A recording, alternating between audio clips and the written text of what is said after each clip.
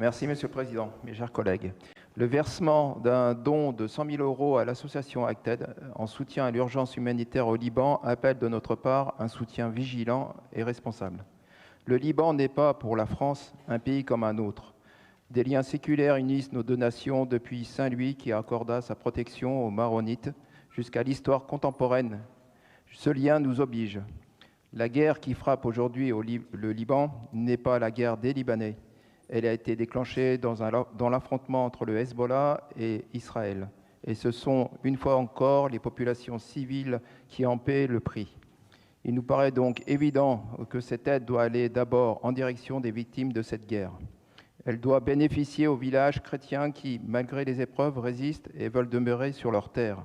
Elle doit aussi bénéficier aux populations chiites déplacées qui subissent elles-mêmes par contre-coup les conséquences de l'intégrisme du Hezbollah. ACTED met en avant une doctrine humanitaire classique d'impartialité, en apportant de l'eau, de l'hygiène et l'assainissement, des abris et des biens de première nécessité, une aide alimentaire ainsi qu'une information et une orientation pour les déplacés. C'est utile, concret et nécessaire. Mais notre soutien doit s'accompagner d'une exigence claire de suivi.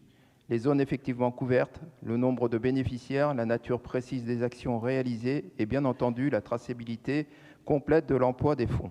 Car défendre le Liban, c'est défendre l'une des seules démocraties du Moyen-Orient, l'un des rares espaces de liberté et d'équilibre entre toutes les communautés dans une région travaillée par les forces de destruction.